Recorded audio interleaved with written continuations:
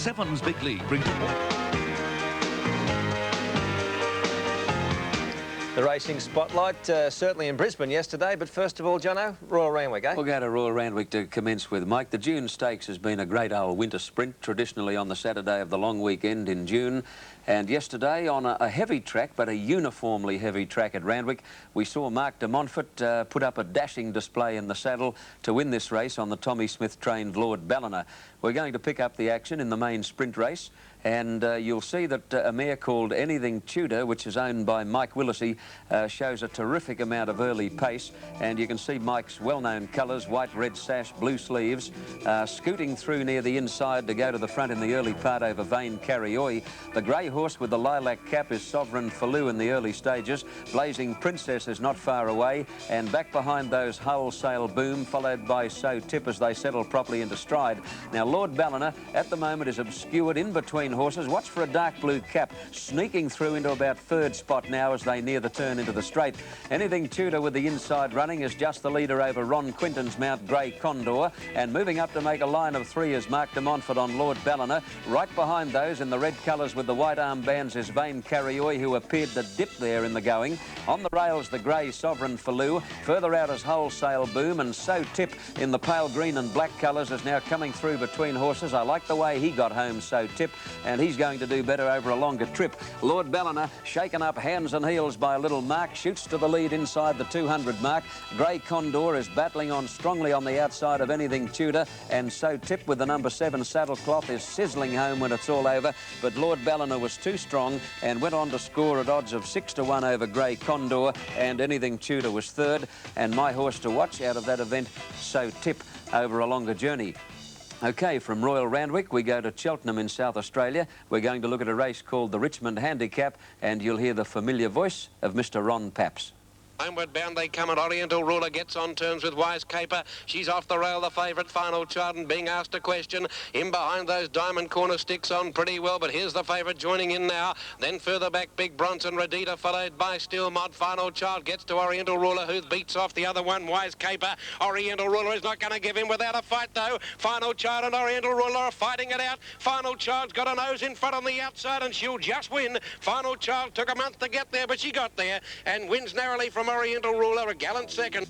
They probably had one of the driest tracks in Australia yesterday at Cheltenham, and a good call there by Ron Paps. Now we go to Melbourne, and it's the Galantic Handicap. 50 metres to go, no one near the inside rail, and there's a wall of them across the track. It's against the outside fence. Bond Times in front of Goblet, and Vera's Boy finishing quickly, and Slick Draw out in the centre with Kingston Lane. Then Captain Police and Solitaire Love. It's Bond Times against the outside rail. Vera's Boy has now burst through in the centre to race to the front. Vera's Boy in front out in the centre of the track from Bond Times, and then further back Banker's Choice battling on Captain Police the inside. Vera's Boy in front. Halfway up the run, he's starting to hold Kingston Lane and Captain Police, and Vera's Boy for the money. Vera's Boy a length and a half to Kingston Lane, a length away third Captain Police.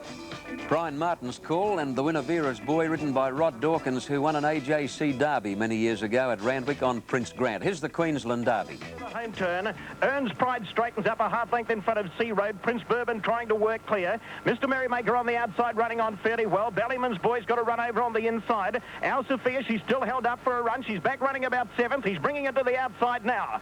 Sea Road the leader. 250 metres to go. He's just in front. Tackled quickly by Mr. Merrymaker. And here comes Tristina on the outside. Or Our Sophia, she was badly checked. She lost a length or so. Tristina raced to the front. Our Sophia getting clear. She's making up ground at the end, but the bird's flown, and Tristina has won the Derby. Tristina first. Second home, Our Sophia, and third in most impressive. He flew from last on the corner.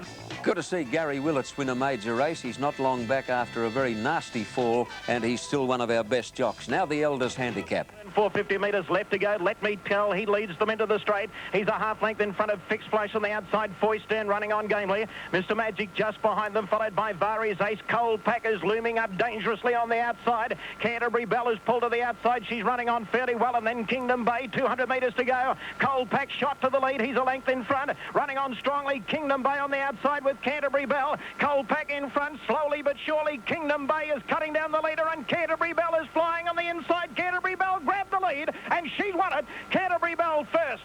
Canterbury Bell has won it from a great go. Kingdom Bay at Trapar flew on the inside, and Cold Pack is in that photo as well. Well, a 3-year-old filly wins the Elders. A 3-year-old colt ran second.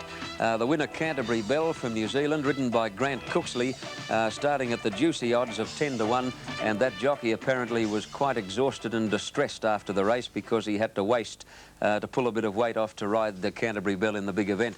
Well, Mike, coming up 29 years ago on Derby Day, 1956 at Flemington, the Saturday before the Melbourne Cup, racing had one of its most unique moments in history with a triple dead heat in the Hotham handicap. You must remember it. Ark Royal was one, wasn't he? Ark Royal, Pandy Sun and Fighting Force. I knew that's not Trivial Pursuit. I knew you'd know. You just practiced. I just remembered Ark Royal. Anyway, all the hard heads on the day said, can't happen again, freakish, that will never ever happen again. Well, it did. Took 29 years. Last Saturday week at the Cluden Park racecourse at Townsville in sunny Queensland, in a 1,000 metres open handicap, the camera, the Magic Eye camera, was unable to separate 3 horses. We've got footage of this history-making event. Your commentator is Tony Wode, and this comes to you with the courtesy of Jeff Carter Video. High Angular on the outside with 150 to go, getting to Bright Owl, then Big Russ to Hanahiki, but it's Angular in front, close to him. Apollo's Flame is flying out wide with plenty of spirit. They hit it. I think Apollo's Flame, there's not much in it. Angular, Apollo's Flame or plenty of spirit, there's nothing in that one. Now, obviously, the camera angle was a deceptive one there, but let's have a look at the still, and you can certainly see that the judge was unable to separate Plenty of Spirit, Apollo's Flame and Angular.